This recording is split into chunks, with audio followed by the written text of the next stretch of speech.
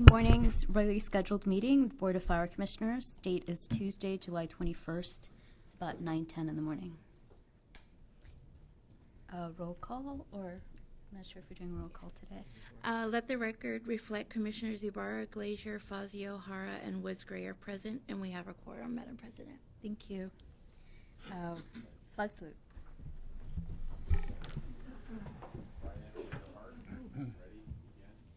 I pledge allegiance to the flag of the United States of America and to the republic for which it stands, one nation, under God, indivisible, with liberty and justice for all. Please remain standing and join us in a moment of silence in honor of past and present members of the Los Angeles Fire Department who devote their lives to the protection of our community. Thank you. So we start with Commissioner comments, item 1. Yes, I'll just say I learned this morning, and I don't see him here, that Sal Martinez is retiring. I don't know when his last day is, but I want to just publicly acknowledge all the hard work and effort and grinded out sort of reports that he's provided to this commission and the department. So thank you to Sal. If you get this recording, we're not televised yet. I understand that's coming soon. But thanks to June's shop and Sal for a lot of years of hard work and dedication. Yes, ditto. Will be missed. Okay, good morning. First of all, I'd like to thank everyone for their condolences at the passing of my mother. It was much appreciated. Secondly, I think I missed last meeting, so I couldn't say that because I was in D.C. I went to the 10,000 Strong Veterans Career Summit, and it was very well attended. The mayor's staff did an outstanding job on that, and I was really pleased to see that we had a fire department recruitment table set up there, and lots of people seemed to be interested. I wanted to give a shout out to firefighter paramedic Anderson because he was staffing that table at the time that day while I was there. I think another firefighter did come. But it was good just to see us there, and so we were glad. I was very pleased with that. I was watching some of the, over the past month I've been reading about some of the wildfires that have been going on, unfortunately, outside of our jurisdiction. But I've been disturbed by the number of incidents of drones, recreational drones, interfering with firefighting operations. I was wondering maybe we could have a discussion about that at a future meeting about are we involved in that? Are we giving feedback to the appropriate agencies? Are we working with our labor partners and with some of our local areas around our agencies around here to really try to push for some ordinances that would make it a misdemeanor to fly a recreational drone in a fire zone? It's only a matter of time before they cost a life or some property. So if that's possible, to sort of put that into the hopper, and sometime in the next couple of months, we could maybe just talk a little about that. I understand as a commission we're restricted from taking positions on things, but I don't know if we can urge our city council to take a position on this and send them some recommendations. But it seems like that's a growing problem for us. It seems like there's already something going on at the state level that has been in the news. Mm-hmm. So, I don't know, maybe there's a connection there. And I wanted to add with that, because we know that Assembly Rengado is working on something, maybe we might look at that piece of legislation to make sure that we have input, since it's directly talking about fire departments destroying drones. Okay. Anything else? Nope. So item 2 is report of the fire chief, starting with announcements, meetings, events. Thank you, Madam President. On July 7th, I responded to the structure fire at 3845 Fletcher Drive that housed a house of worship. And our companies were challenged. It started off with a small brush fire along the freeway, extended into a pine tree, and exposed a large church adjacent to the tree. Unfortunately, we had a rapid collapse of the building. We sent some of our firefighters to the hospital for heat exhaustion, some minor injuries. We saved the vast majority of the contents. Very challenging fire. It was hot. very complicated, but our people did a great job. On July 9th, I attended a meeting with our new councilperson in CD4, Mr. Rue, Councilmember Rue, and we talked about a lot of things. I have another meeting set up with him tomorrow, as well as with Chief Castro, to talk about the Hollywood sign issues. On that same day, later that evening, I attended a Chief Officer's retirement dinner for Chiefs Tim Manning, Randy Beatty, Jose Cronenbolt, and Wes Elder. On July 14th, we videotaped a description of the iPad software that we're using for our brush inspectors. It is being nominated for a technology award, and we'll know in a few months if ITA wins the award, because they're the ones that produced the product for us. But it has increased our productivity by 1/3. The next day, July 15th, I attended the retirement luncheon for Dr. Robert Scott, and we recognized his years of service. The good news is that he'll continue to participate and volunteer with the department as needed. We're also in the middle of the hiring process to replace his position.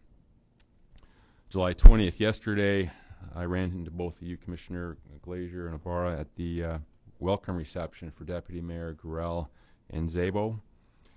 And that concludes my report. Good. So 2B is verbal report by the Department on significant incidents, July 8th to July 21st. Good morning, Madam Commissioner, Commissioners, Madam City Attorney, and Ms. Got your name wrong again. Okay. Welcome. I'm Phil Flegel. I'm the Deputy Chief in charge of Operations Central Bureau, and I just wanted to talk about the fire that Chief Ross has talked about just a little briefly, but we have a quick video we'll show first, and then we'll talk about it.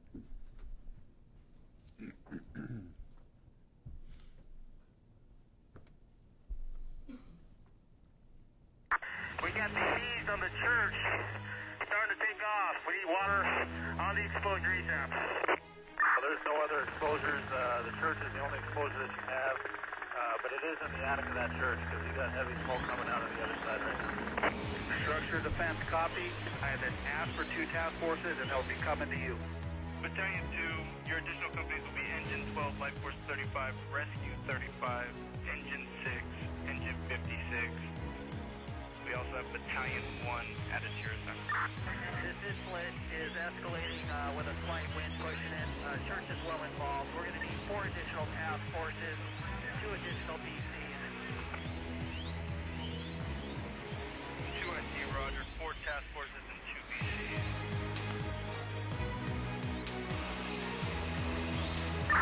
Squad 21 is working with Charlie, Battalion 11. They're doing salvage in the Bravo wing. Life Force 11, Engine 44, and Squad 21 performing that salvage operation. 2 IC, Roger. Additional companies will be Engine 2, Engine 98, Engine 61, Life Force 60, Engine 3, Life Force 11, Truck 9, Life Force 27, Battalion 14, and Battalion 12.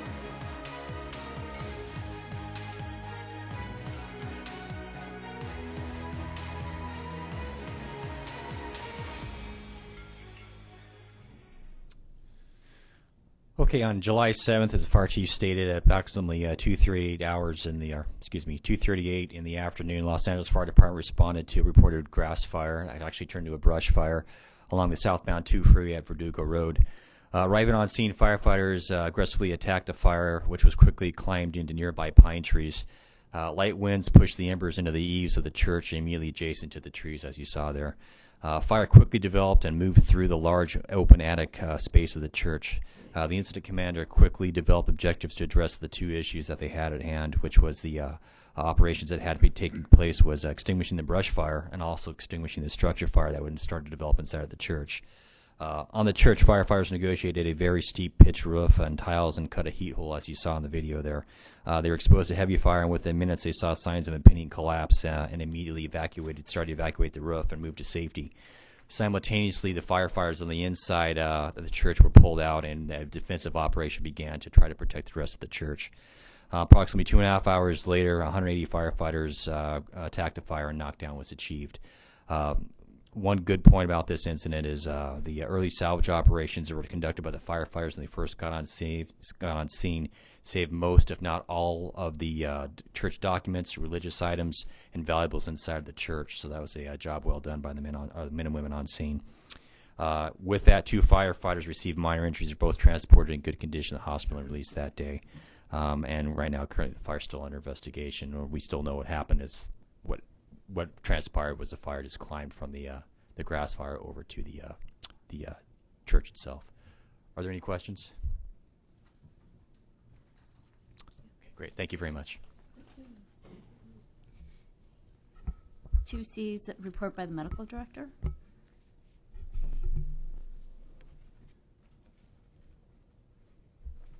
Good morning, Commissioners, Chief.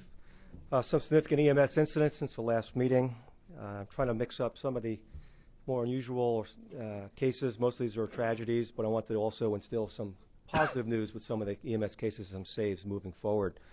In terms of some of the more tragic incidents that were noteworthy, on July 7th in Fire Station 81's district, there was a 4-year-old male found floating in the pool by family.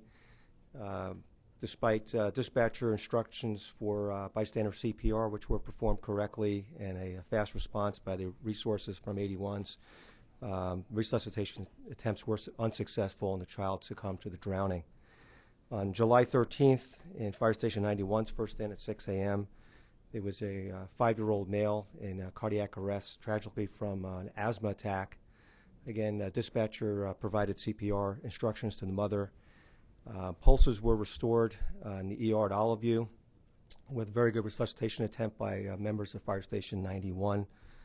Tragically, the child sustained severe anoxic injury to the brain, and she was subsequently removed from life support. But in terms of what was positive from this tragedy was the child's organs were harvested, so probably 10 or 12 children lived from the death of this 5-year-old. And working with my colleagues at USC, doing an analysis of how this happened in terms of the mother's knowledge of the child having severe asthma, and what possible delay in calling 911 and so forth. So very, very tragic incident with a 5-year-old pediatric arrest. There was also an unusual incident on July 12th on Fire Station 63's first stand about 3:30 in the morning. There was an initial report of an overdose by a hot tub in the Venice area, with reported young woman in cardiac arrest. When members from Fire Station 63 arrived, they reported potentially 3 victims in cardiac arrest. And it turns out a combination of the so-called date rape or rave drug GHB in combination with alcohol. There was a 22-year-old female found in cardiac arrest. Resuscitation efforts, sadly, were unsuccessful for her. There were 2 individuals who were in respiratory arrest who were successfully resuscitated through the efforts of our members and did well, and 1 refusal of transport on scene. And then finally, some positive news, some more noteworthy positive saves since the last meeting. Rescue 264 last week went on a 71-year-old female with reported difficult breathing, and using the new dispatch system, the dispatcher immediately provided CPR instructions. The call was dispatched in 47 seconds. CPR instructions were given in 1 minute. Upon arrival of our members, the family was doing CPR, and the patient was resuscitated in the field and did well. And another one on Hollywood and Rescue 82 a few days ago, 65-year-old female collapsed at work. Her coworkers noticed this, called 911, and again, using the new dispatch system precisely as designed, the call was dispatched in only 20 seconds, and CPR instructions were provided by our dispatcher in 45 seconds. And CPR was in progress upon arrival of the companies, and the pulses were restored in the field with a great save. So just 2 more noteworthy saves and some particular tragedies with some pediatric arrests. That concludes my report. Good question. Just curiosity, are we getting any data back from the whole pulse point sort of implementation? Do we know if anybody has been saved, or anybody around someone that pressed the pulse point? Any information on that? Not specifically to my knowledge. Is there some sort of a feedback loop in that application?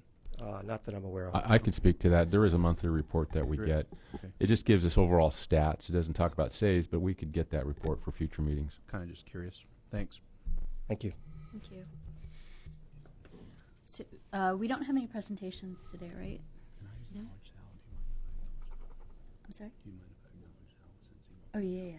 Yeah, go ahead. Thanks, Madam President. I just want to acknowledge Sal, since when he first walked in. He didn't hear earlier that we all really just really appreciated all the work you've done, Sal. I just learned this morning upon walking in the building that there was a retirement breakfast for you and a pending lunch or something tomorrow. So I didn't have an idea that you were retiring, and I know how hard you've worked over the years and how much information you've put together, and this commission's asked on numerous occasions if you would help us make sense of some of the things within the budgetary process, and you've always been terrific at helping us understand things. So thanks for, I don't know how many years, Sal? 31 with the city, 35 overall. 35. Well, thank you for 35 years of dedicated service, and wish you well in retirement. I hope we'll see you around at some point. Thank you very much. Thanks a lot. Yep. Thank you, Sal.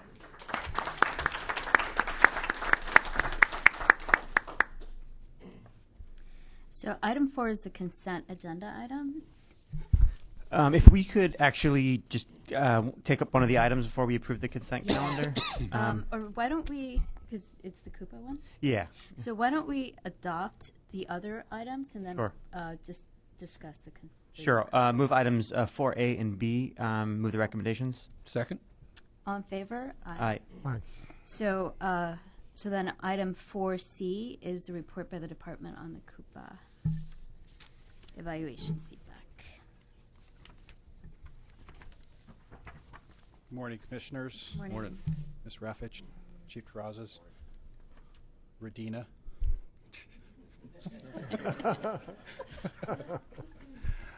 John Vidovich, Deputy Chief Fire Prevention Bureau. In regards to the report, we reported last commission that we had received the response from the state after we had submitted our original report. Again, as stated last time, our focus was to catch up on our underground storage tank inspections, which we completed close to 83% last fiscal year, which was a 20% increase. In regards to the state's response of the overall program improvement report, the 2 deficiencies out of the 19 had been corrected, and 17 deficiencies remain. We have a report due this Thursday where we anticipate 3 to 5 deficiencies also being removed, and then in October another 8, where then we would ask to be moved from unsatisfactory to work in progress. The Coupa issues obviously didn't occur overnight. They've been 7 years in the making. Our goal has been always to continually move in a positive direction. The positiveness of implementing Envision Connect to allow our inspectors to remotely conduct inspections and upload into the state system has improved our efficiencies. And the other positive is now we have the ability to emergency hire our senior fire protection engineer, which is our current Coupa manager, Hanny Malky. So he would vacate that position, and then we could aggressively hire a Coupa manager. Our subsequent reports will come back and actually show the percentages of the 19 deficiencies and where they are in the completion status. And I'm prepared to answer any additional questions. Chief, one of the things that I just want to be reminded of, if you don't mind, there were approximately 2 people working in that unit until recently, where we were then augmented that unit with like 7 more, and then there was a request for some more. Can you just remind me of what? Not exactly 2, but we only had you're required to have an ICC certification to conduct the underground storage tank inspections. And at our low, we were at 4 inspectors with that certification. We're now at 9, Okay. and our 4 new promotees that were the top 4 on the list are in Coupa right now, and they're taking the exam next month. The way it actually worked out, all 4 were study partners, and they have an internal bet that they're all going to pass the first go-around. Okay. So I think that's a positive move. The other component is we've infused a new captain there who actually, through his leadership, has had the ability for an additional inspector who recently transferred out to want to transfer back in. And he also maintains the IC certification. So things are moving in a positive direction. So numbers-wise, just help me out. So the 9 included the captain that you were just No, putting the overall staffing of the number of inspectors in Coupa is the number 12. 12. And we had 4. No, sir. We were at our low. We were down to 9, but 9 of those, or 4 of those 9, had the ICC certed. Okay. So now we're fully staffed in Coupa. Okay. Sorry, can you just run through your timeline for the correction? So you said by October, or next report. So the next report is due this week to the state. Okay. July 23rd. Our response to the plan. Our goal is 3 to 5. We feel 3 to 5 of the deficiencies should be removed, but that's not a guarantee because the state reads our replies, and in essence they'll tell us we missed the mark. We've been in constant communication with them in regards to what we actually missed to try to identify that. So we're saying still our belief is 3 to 5 for the program improvement plan, and then for October an additional 8. And once we get to that, we'll ask for what's called work in progress to take us out of the unsatisfactory realm. And I mean that's critical for the health of this program. There are certain deficiencies that will always remain on the list until we show an entire year of compliance with the program. Okay, so best case scenario, by January, we would expect that we would have 6 remaining, and we would be upgraded to work in progress. That's correct. And then by next July, we would hope to be out of corrective action entirely. That's correct. And is that the state's expectation also of, because that's a realistic plan, right? Yeah. So are they being realistic about, our workflow and our hiring? Yeah. Initially, they had told us, that they would take another hard look at us at the 1-year mark, which would truly be coming up in September. But they've been, though the report, I'm not here to sugarcoat, the report still stings, the reply.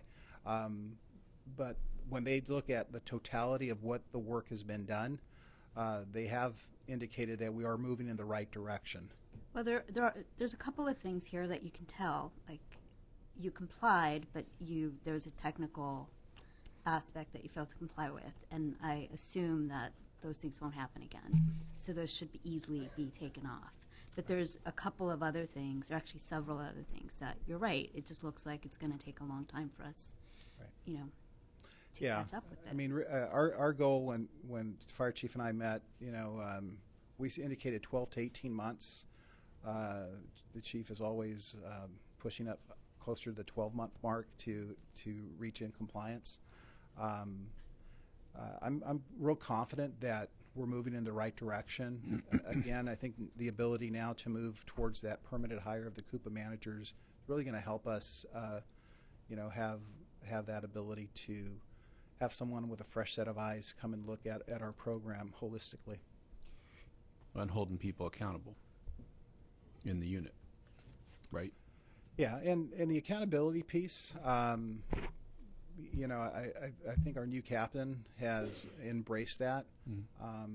So, in fact, I know he has. So my other question, Chief, would be, so then we have 12 people allocated to this Coupa element of our overall Fire Prevention Bureau. That's correct. And then that becomes a permanent number within that unit to make sure that we never, have to revisit this level of deficiency, hopefully, a year from now, whenever. Yeah, the actual work analysis that we provided last commission, truly the correct number to optimize Coupa is the number 14. Okay. And we're working towards a budgetary request for additional positions. So once we have arrived at a point of stability in that element of the overall area that you oversee, what are we doing then to other areas insofar as all the, high-rise, brush clearance, all the other elements that you oversee in the very, very complex bureau that you're heading? Are we begging, or are we borrowing from Paul to pay Peter, or I know this becomes the topic because it's a state mandated report card that we're none of us happy with the results of. But then are there other things in the bureau that are kind of wobbling a little bit because there's been all of a sudden a lot of emphasis placed here? Or give us sort of a picture of what you're seeing from a higher elevation in the bureau, if you wouldn't mind. Yes, sir. The looking at all our required inspections, the things that are state mandated have become our focus to continue targeting. The 8 new inspectors that the chief just promoted, and they start on Monday. Our goal, utilizing those new inspectors, is to truly assist where our backlog is, and we're bringing a subsequent report, I believe it's to next commission, on the backlog, where we're identifying our strategy to catch up and what we've done thus far. But yeah, to a certain degree, we've moved some inspectors out of other areas to focus. Plug this hole. So that harkens back to several meetings ago when we wondered out loud together if we should be in the business of doing things for the state under the umbrella of Coupa, if that's in the best interest of the city, or if that's something that we should look at, allowing for the county or some other agency to do, because we have a backlog of things to deal with also with regard to brush clearance and whatever are the elements here. So right. Have we been so focused on getting the deficiencies, kind of vanquished that, where are you in the thought process of, is that part of the business we should be in? Do we have enough resources to do what we need to do, as the fire marshal or as the fire chief? Well, let me say that we are making progress. We were tasked with that mission. We own it. It is a 7-year-old issue, right. And I am confident within a year we're going to fix it, and we're going to get a satisfactory or better rating. Until I feel that that's not possible, I'd like to continue down this path and continue to show incremental progress. Well, we're not the only Coupa that's a problem in the state, I don't think. Right, probably so, not. I mean, this is a hard issue, probably for a lot of jurisdictions, and we just need to figure it out. Yeah. Coupa challenges exist in other Coupas, and we collaborate with them on some of the lessons learned from their prior deficiencies. Also with regulations that are changing, and in fact, there's a significant regulation that is going to change here in the near future. That's going to require us to do a more in-depth analysis on how we conduct our refinery inspections. And we know that we're going to need another RMPP specialist to do that work. So we'll have to bring that forward in the budget for next fiscal year. So the nature, just to make sure that I'm, kind of stating this right, the nature of my inquiry is not to undermine the current efforts or to suggest in any way that we're not going to overcome, sort of the deficiencies. I completely trust the fact that the fire department, the fire chief, and the fire marshal are on this in a big way. Mm-hmm. I'm more looking at it sort of from a perspective of long term. Do we have enough resource to do all the things aside from Coupa, that deal with our city and the prevention of our city's, needs, within the Prevention Bureau, notwithstanding this? I mean, right. How are we doing on other areas? I know we're focused on Coupa, right. and I'm sure we're going to get through that. Yeah, again, the prior commission, we brought that analysis indicating where we feel, based on the 17 positions that have been eliminated due to budgetary cuts, we analyze at least bringing back 7 of those to specific areas. In regards to the overall Coupa piece, we are a sworn Coupa. Other Coupas have a blend of sworn and civilian that we could evaluate in the future if, in fact, we feel we need to do that. But you feel confident that we have the resources necessary at this point, and we're going down the right path, not for Coupa, but for the other elements within the prevention. So the city attorney is reminding me that we're talking about Coupa, but that's a good question, and I think when we talk about the Prevention Bureau next week, we can have that discussion because to the extent that we're growing the department or just growing the Prevention Bureau, it kind of needs to be commensurate with how the department's growing. So we can have that discussion. I think it's next week, right? It's August 4th. Yeah, August 4th. Okay.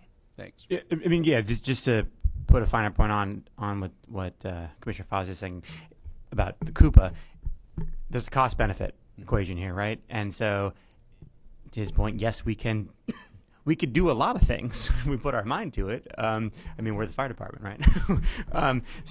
But the question is it worth it? And so I don't know the answer to that question. You all have to do that analysis of the cost and the benefit of, yes, we do it. Yes, there's money that comes in for it.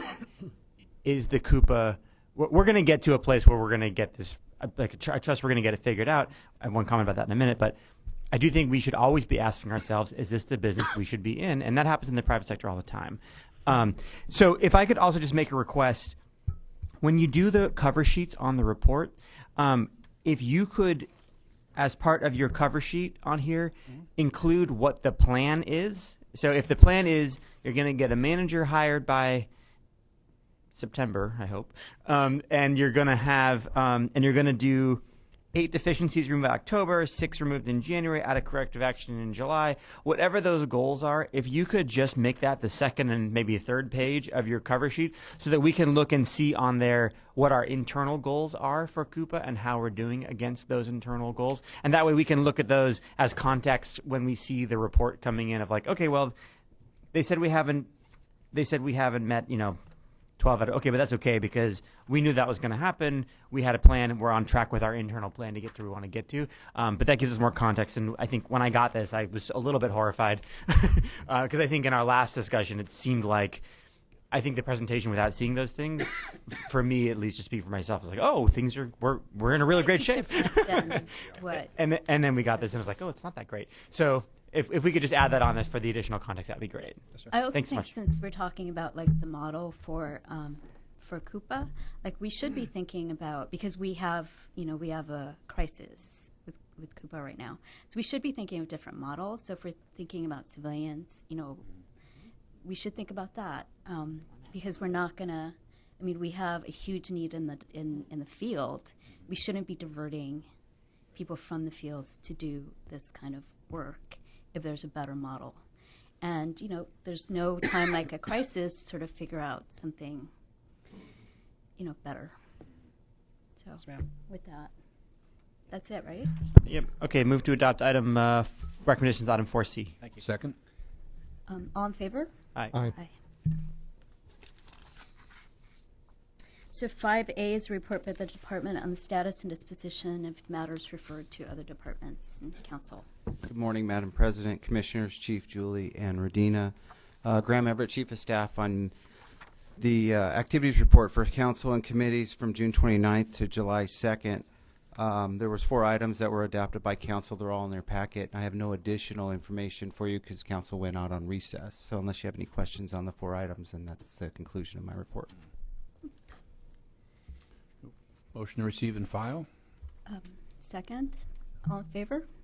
Aye. Aye. 5B is the Berber report on fire stats.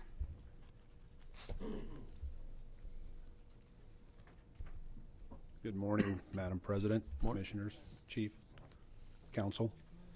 Battalion Chief Al Poyer here to provide you an update on the status and activities of the fire stat section. As you may recall, the section was staffed and developed in early 2014 and staffed via emergency appointment. The senior fire statistical analyst and the fire stat manager were civilian positions that were staffed via emergency appointment. Over the course of the last year, we've developed the testing criteria via the personnel department and the personnel services section. We've completed that process for the senior fire statistical analyst. I'm happy to report that our incumbent emergency appointment has accepted a permanent appointment effective July 26th, and he'll be with us. We've also extended an employment offer to a second senior fire statistical analyst from the outside, coming from LA Unified. And pending medical and background, we should have that position filled as well, keeping our fingers crossed for that. We're also going to staff the senior clerk typist position as well, so we're building out the section. We have two dashboards, FireStat dashboards I've mentioned to you previously. They're currently active and being utilized, and they're experiencing increased activity. We have a response dashboard that's utilized by field member. Every member of the department has access to that via their user ID and password that they have for their department email system. And we also have a dispatch dashboard that's being utilized at the MFC. Our third round of the 2015 Field FireStat inspection meetings will begin on August the 6th. It'll be the third iteration of this year's meetings. I do that predominantly with Chief Deputy Mario Rueda as the facilitator, and we bring in each of the given specific bureaus and battalions on all three platoons. On October the 8th, the administrative areas of the department will begin their second round of 2015 of FireStat inspection meetings, and that includes the bureaus, divisions, and sections that are outside of the emergency operations arena. We've been working with the Fire Prevention Bureau, as you may have seen in their reports, specifically helping them work at analyzing the workforce utilization and providing specific assistance in that arena. And as an example of how an additional way or ways that we are utilizing data as a tool on the department and beginning to institutionalize that process, we've been working with the Mayor's Office of Budget and Innovation and the former Chief Data Officer of the City of New York, Mike Flowers, who's gone out into the private sector and has a startup company by the name of Enigma, and we're partnering and collaborating with those two entities in trying to synthesize the various sources of data that come from multiple departments throughout the City of Los Angeles to improve our Fire Prevention Bureau's effectiveness, to extract that data and look at better ways and more effective ways to conduct our fire prevention inspections and to prioritize those inspections. So we're working actively with those two entities, and it's just an example of how we're using data as a tool. Another example is the Mayor's initiative of Vision Zero. It's beginning a launch in August of this year. The Mayor has a Vision Zero initiative where we're looking at auto versus pedestrian and auto versus bicycle type accidents and injuries and fatalities throughout the City of Los Angeles, with a goal of reducing that to zero by 2025. As part of that initiative, the Fire Chief has directed the FireStat section to partner us as members of the steering committee with the Department of Transportation, LAPD, and multiple other entities, and we've started that process this week, and we're excited about utilizing the data and information we extract from our EMS incidents to better inform that process as we go forward and hopefully contribute to reducing the number of traffic fatalities and injuries throughout LA. I wanted to talk about FireStat inquiries about our data and inquiries about the information that we have available. We've regularly received inquiries from the mayor's staff and from council offices and from our bureau commanders, but one of the things that we've seen recently is a really marked increase in the inquiries we get from our battalion commanders and even the captains at the individual fire stations. We think that's a positive sign that the process is becoming institutionalized and a reflection that people are recognizing the value of FireStat and of the data and the metrics. Some of the inquiries we've received related to some of the busier areas in the East San Fernando Valley, LAX, the Venice area, San Pedro, and even recent inquiries from the harbor about boat activity. So we like the idea that the members of the department are beginning to recognize this as a value in trying to improve our delivery of emergency services. Some of the trends, we've asked about trends in the past, and I'd like to talk about those.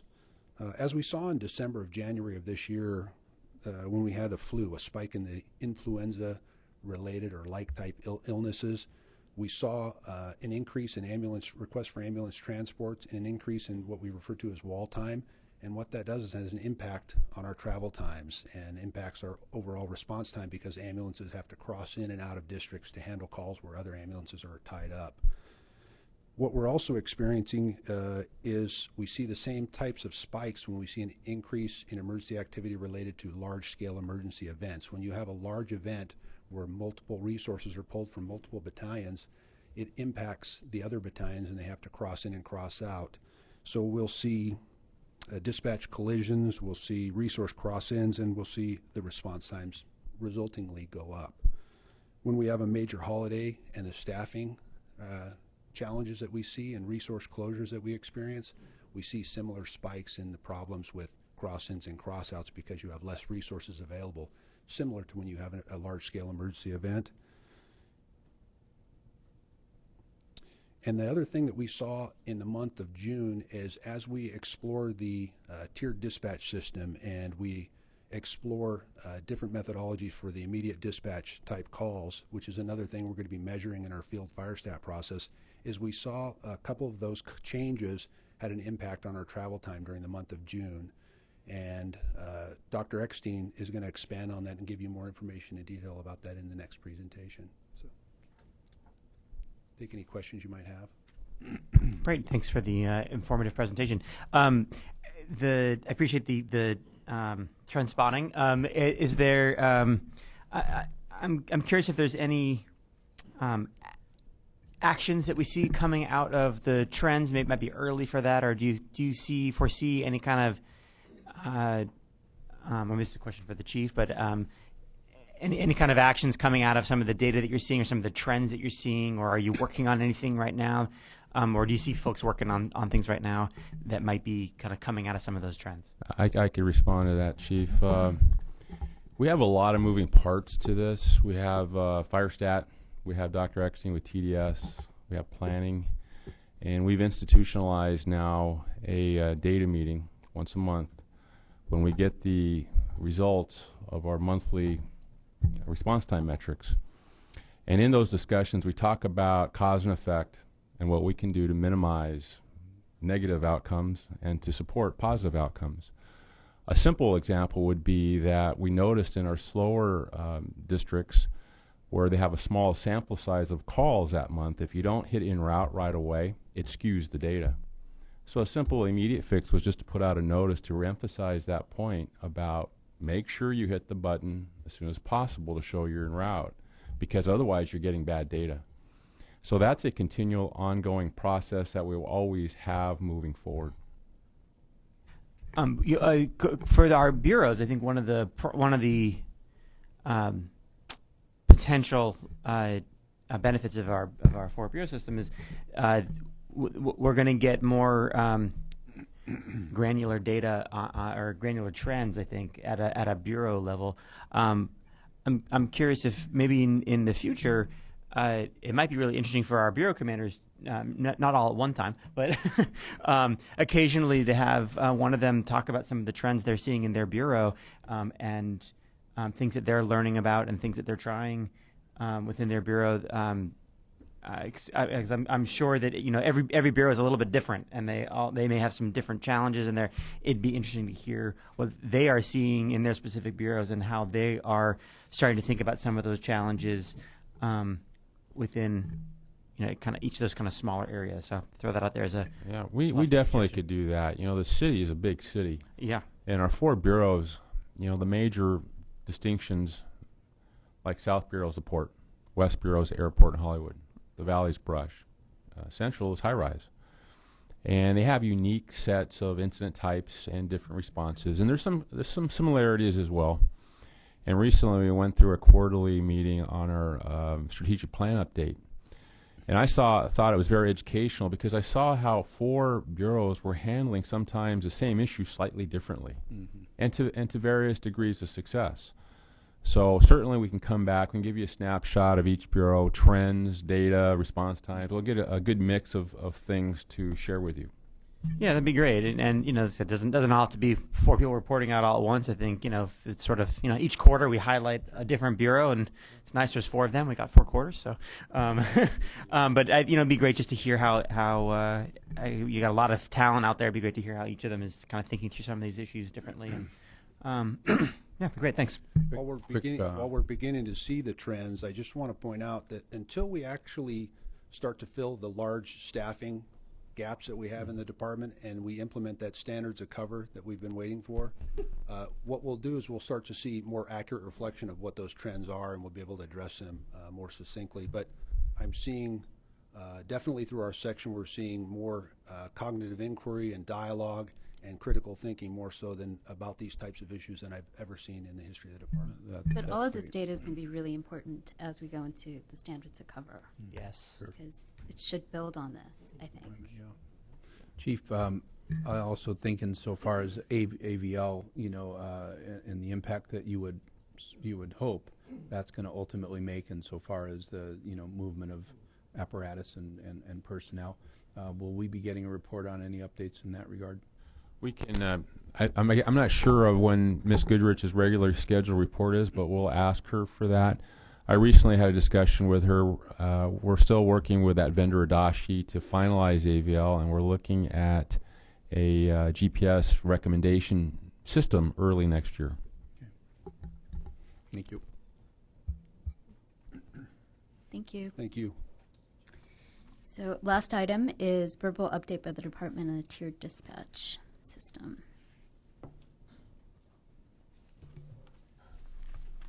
Hello again. Pardon me. It's my pleasure to bring you the TDS quarterly update for the second quarter of 2015. The tiered dispatch system is responsive to the needs of the community and the needs of our members. It's metric-driven and patient-centered. So the way we've gone about trying to decrease response times, particularly in our time-critical calls, is to focus on decreasing call processing times. After the first quarter post-implementation of TDS, we conducted a study where we evaluated the call processing times for our 26 immediate dispatches. These are the calls most likely to be time-critical calls. And we compared those with the highest category of calls with the previous system, the so-called ECHO calls with MPDS. And we looked at the results comparing the call processing times before and after. We saw an overall 23% reduction in call processing times for our immediate dispatches versus the previous ECHO level calls. Specifically, cardiac arrests were dispatched 25% faster, active seizures 47% faster, auto versus pedestrian 32% faster, just as some examples. Again, overall reduction 23% faster, which was almost 20 seconds faster call processing times. In terms of dispatcher-assisted CPR, obviously a huge focus on improving our survival rates from cardiac arrest, and we're approaching that with from multiple venues with sidewalk CPR training, outreach with the schools, expanding our defibrillator program. But I think the linchpin in this system is strengthening the link in the chain of bystander CPR, which is dispatcher-assisted or dispatcher-instructed CPR. When I published this data, about 2001, we had a 28% bystander CPR rate. Now with our new system, we've simplified CPR, basically compression only for most cases, unless there's suspicion of drowning or primary airway problem. And our dispatchers have been trained to have a very low threshold to initiate CPR. When the patient's unresponsive, they can't be awakened, and they're not breathing normally. And our dispatcher-assisted CPR rate now is about 65%. So we're seeing dramatic improvements in the rate of dispatcher-assisted CPR, and we'll be coming back for the next meeting with the CPR metrics in terms of our rate of spontaneous circulation and ultimate survival rate. We've instituted a number of new card changes. Chief Poyer alluded to one of those in meeting with the fire chief and stakeholders, looking at our response times, which obviously are a very important metric of our performance. We're also trying to maximize operational efficiency, given the fact that our call load continues to increase, and we still have had resource closures and just increase in call load, particularly almost across the board, but particularly in certain areas of the city. We're trying to use our dispatch system intelligently to send those resources that are required and not send multiple resources when they're not required.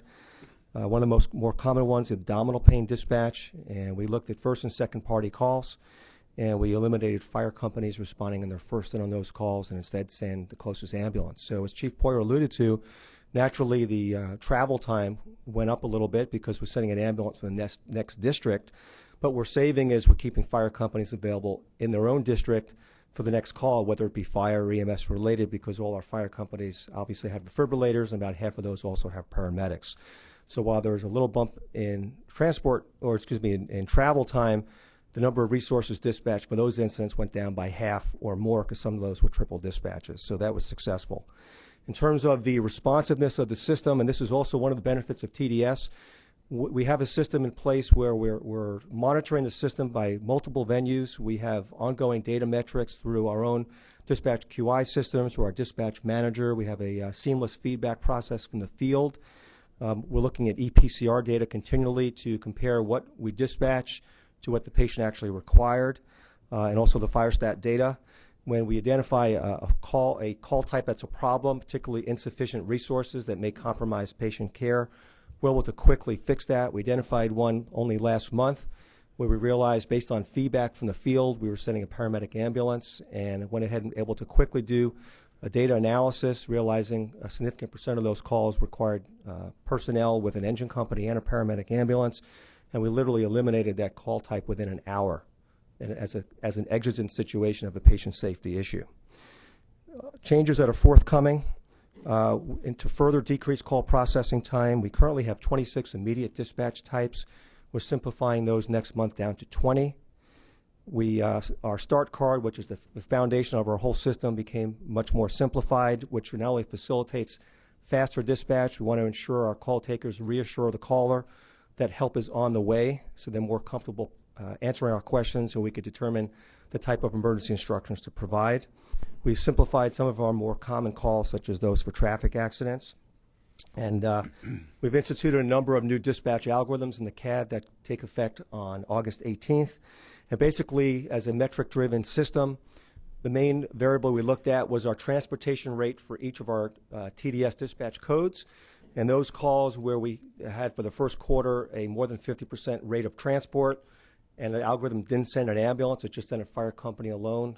As of the 18th, we'll be dispatching either an ambulance alone in the first in, or send a fire company as a first responder and send the ambulance non-emergency for transport, which obviously will make for a much more efficient system. Additional changes that will be forthcoming, the DVS, which is the audio that the members hear on the fire station for the dispatch right now. For example, just say the engine and rescue to a traffic. We want to further decrease turnout time to decrease response time.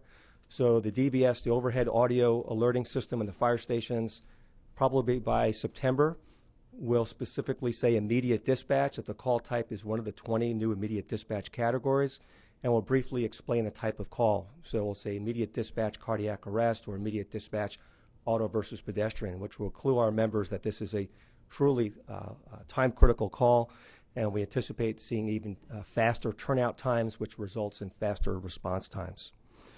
And we will have, working with FireStat, looking at this as an additional metric, additional area of focus, looking at our overall response time specifically for our immediate dispatches. And that's my summary of the quarterly update for TDS. A couple questions, if you don't mind. One is, I remember, and you mentioned the dispatch manager. That position was a new position, I believe, when you instigated this new, tier dispatch system.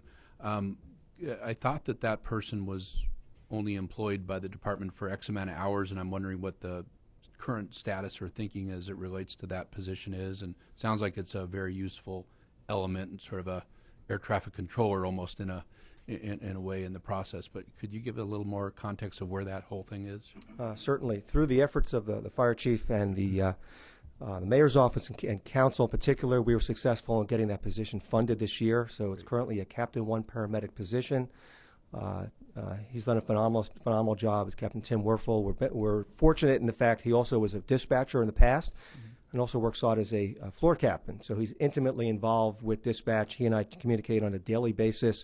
So he's the eyes and ears of the system. He knows every dispatcher on a first-name basis. He not only reviews calls and works with dispatch QI and myself looking at data and patterns, but if dispatchers didn't perform at the highest level on calls, he provides remediation and coaching. Great. He helped train the new class of dispatchers, which just hit the floor recently. And if we find a call that was particularly concerning, where there were significant errors made that may have compromised patient care, he's providing timely feedback with the member.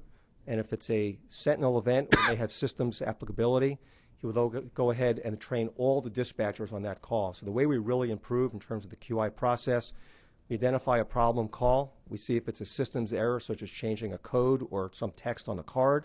We train the individual member, and then we train all the dispatchers so no one else makes the same mistake. So he's actually been invaluable to the process, and we're hoping in the future to really build out that the dispatch manager to additional personnel because the need certainly exists. Great, thanks for that. And we have a lengthy report coming on that on the 4th. Perfect. From Chief Richmond. Great. Then another question. So we have the nurse practitioner, position that's going to be coming on board. How will that then integrate with sort of some of the tiered dispatch systems? Am I allowed to ask that? Thank you. Okay. Yes, the Nurse Practitioner Response Unit program, we're doing all the background work right now. The implementation is contingent upon that position, the new position of a Nurse Practitioner Supervisor being approved to the Civil Service Commission. My understanding is we anticipate that being finalized in or around sometime September of this year. We're almost finished conducting interviews for the paramedic for that partner. But to specifically answer your question, the Nurse Practitioner Response Unit will not be dispatched to any call. Mm-hmm. The NPRU will buy into calls based on the nature of the call on the MDC, or on-scene field units can request the NPRU when it's available in that battalion if they feel the patient is appropriate based on the procedures and policies that will be forthcoming. Oh, so then, so the field will request it instead of coming from dispatch? Yeah. Yes, let me clarify. So it's a 410 unit. So we don't want to compromise patient care so dispatch is not counting on a unit that's not there. So if the NPRU is on the radio in Battalion 13, they hear of a sick call and they believe this is a call where it might be amenable to a treat evaluation and treat and release, treat and refer, they'll respond non-emergency, add themselves to the incident. They'll do a rapid assessment on scene, release all resources, put those resources back in service, do a rapid evaluation, and disposition the patient. So they'll add themselves onto the dispatch or be requested by units on scene, but they won't be dispatched primarily by MFC. Maybe we could have a separate, as we get closer to the hiring of the individual, maybe it would be great to hear the progress that you've made in terms of thinking through all the protocols. So maybe late August would be the right time for you to come back and actually give us a fuller presentation exactly on how that would work. Certainly. That makes sense? Mm-hmm. Okay, great, thanks. So we're talking about just one unit, right, at this point? We're currently funded for one unit for 12 months.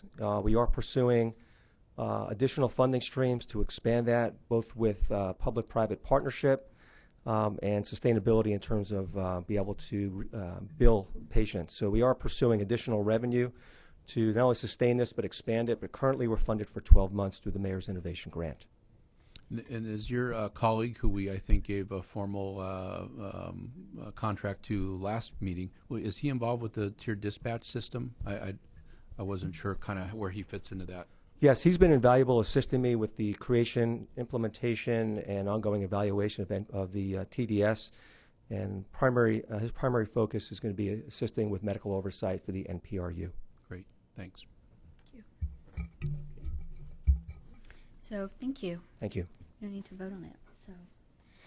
So we can move on to public comment, and we have one public comment from Mr. Travis Longcore from the Urban Wildlands Group.